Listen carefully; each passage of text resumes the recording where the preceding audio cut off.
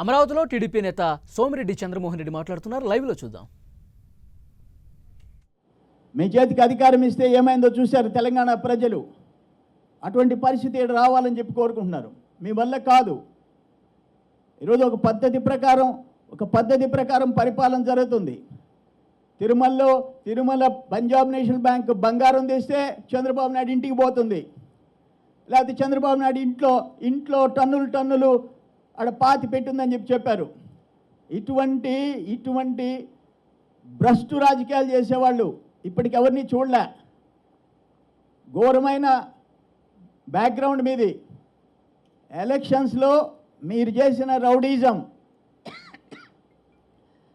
మీరు ప్రవర్తించిన తీరు, 12 గంటల తర్వాత ఆడవాళ్ళు వచ్చి పోల్ చేస్తారు, తెలుగుదేశానికి ఓట్లు పడతాయని చెప్పేసి హింసకి ప్రేరేపించింది మీరు.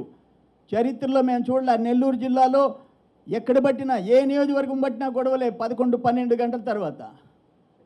మీ క్రిమినల్ మీ స్వరూపం ఏందో మళ్ళీ చూపించారు మొన్న ఎలక్షన్స్ అప్పుడు. మీరు వస్తే ఎట్టుంటుందో చూపించారు. అందుకే రాత్రిళ్ళు కూడా ఆడపడుచులు రాత్రిళ్ళు 9 అయినా 10 అయినా ఉండి ఓటేసినారు. మీరు రాకూడదని చెప్పి ఓటేసినారు. నేను ఒకటే విజ్ఞప్తి చేస్తుండా.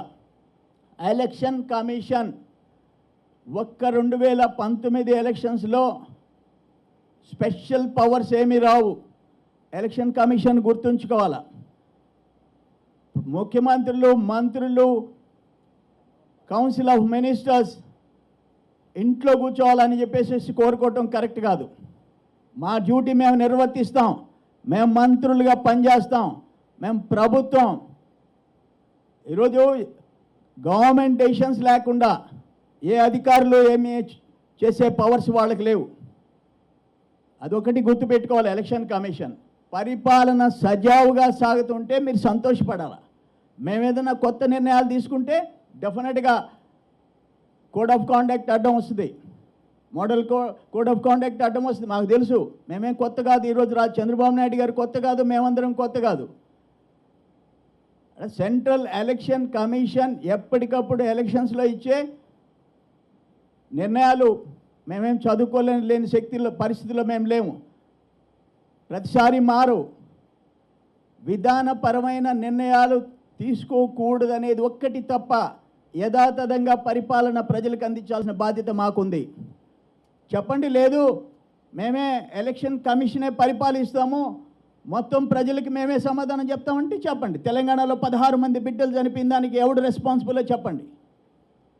ఎవరు సమాధానం చెప్తారో చెప్పండి. ఇది వింతగా ఉంది. భారతదేశంలో డెమోక్రటిక్ ప్రజాస్వామ్య పరిపాలనలో ఫస్ట్ టైం, మొదటిసారి వింతగా ఉంది ఇది. మీ వ్యవస్థల్ని మీ చెప్పు చేతుల్లో పెట్టుకోవాలనుకోవటం తప్పు. మోడీ గారు ఏం చెప్తే అది చేస్తామంటే కుదరదు.